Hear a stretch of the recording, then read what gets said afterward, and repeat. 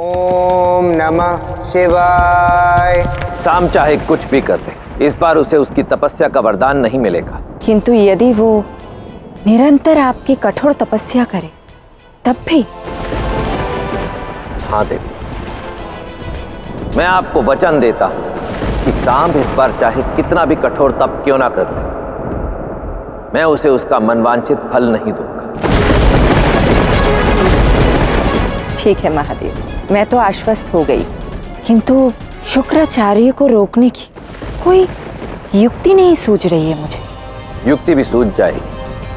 स्मरण है देवी, मैंने आपसे कहा था इस घटनाक्रम में समय आने पर आपकी सहायता की आवश्यकता भी पड़ेगी। क्या महादेव, कृष्ण की सहायता करने के लिए मैं क्या कर सकती हूँ?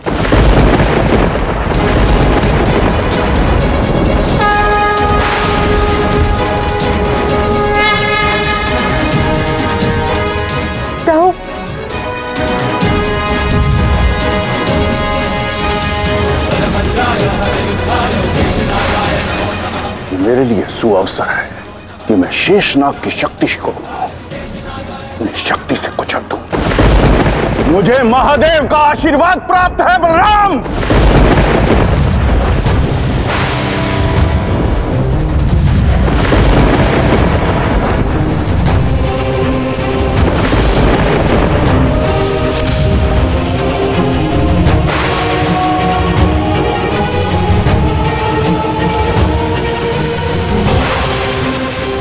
शेषनाग बहुत बलशाली है।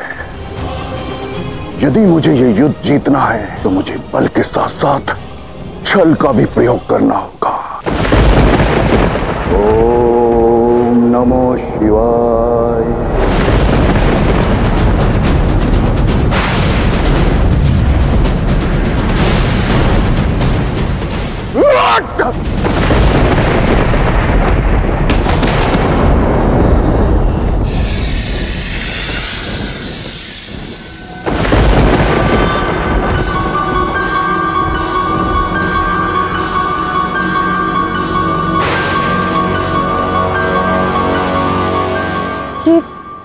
ये दाऊ कहाँ चले गए?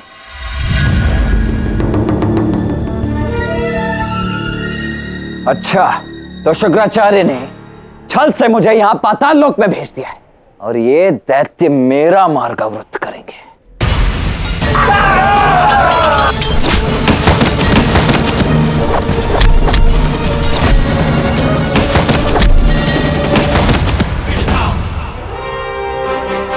अब मैं देखता हूं कृष्ण, तुम्हें कौन बचाएगा।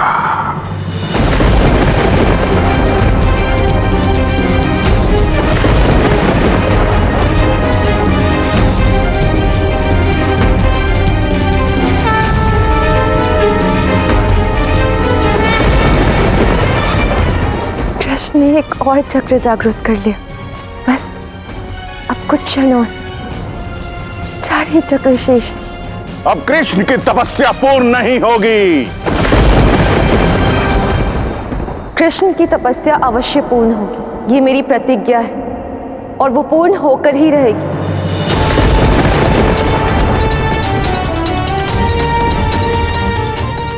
ऋषिवर, आज भले ही मेरे प्राण क्यों ना चले जाए, मैं कृष्ण की तपस्या में विघ्न नहीं आने दूंगी।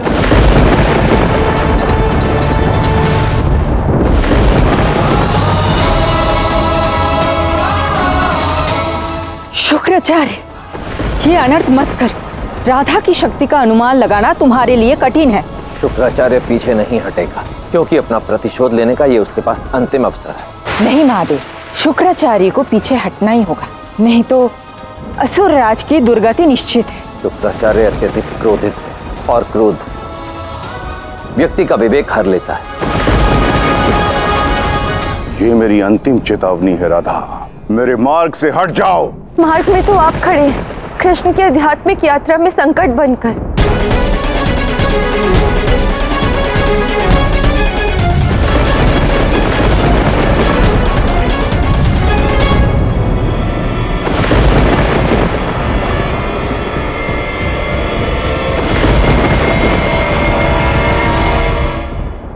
हे मातृ शक्ति, देवी पार्वती, अब आप ही तपस्या लीन कृष्ण की सहायता कीजिए।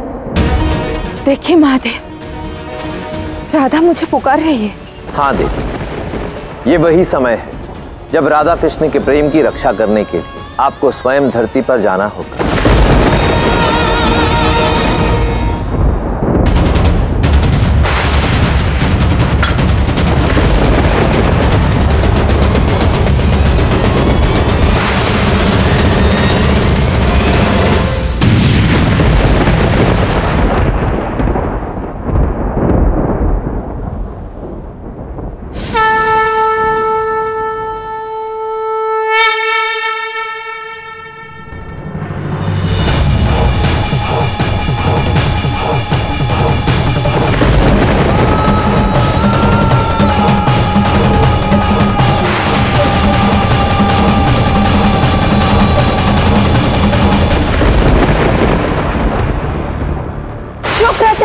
ये अनर्थ मत करना।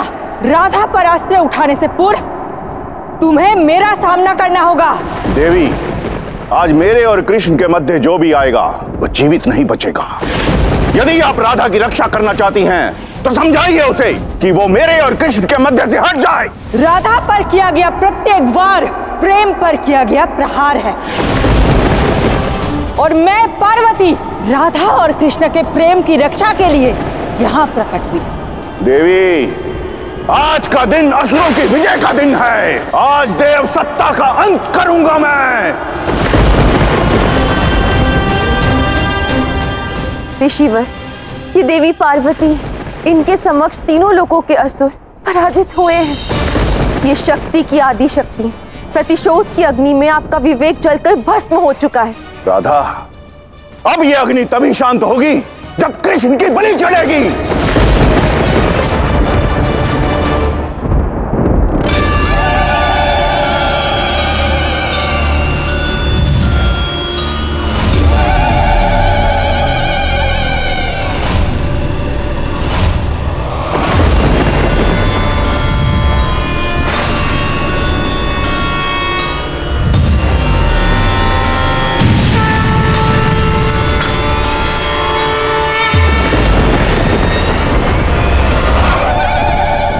आज मेरी पराजय नहीं होगी, भले ही मेरे समक्ष देवी क्यों न खड़ी हो। आज होगी तो मेरी जीत या वीर गति।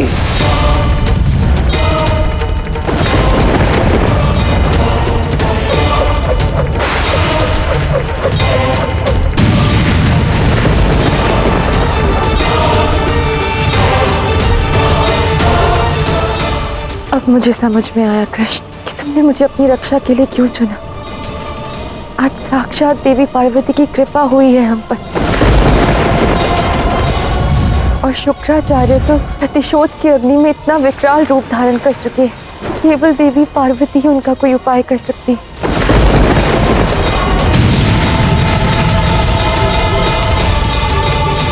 मैं अत्यंत भयभीत हूँ आज कृष्ण, क्योंकि आज तुम अपने शत्रु पर अस्त्र नहीं उठा सकते।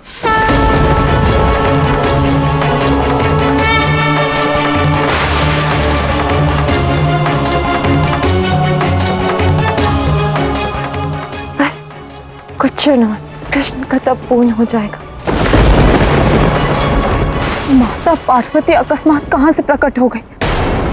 गुरु शुक्राचार्य इनकी शक्ति को पार नहीं लगा पाएंगे।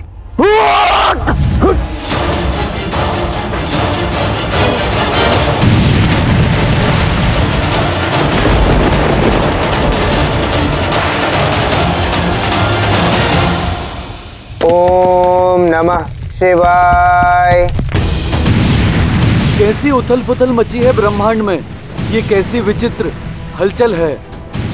ये साम के ताप का प्रभाव है। ओम नमः शिवाय। ये संकेत है यदि शाम का ताप सफल हो गया तो बहुत बड़ा अनिष्ट हो जाएगा। हम सबको मिलकर महादेव से इस विषय में मंत्रणा करनी चाहिए।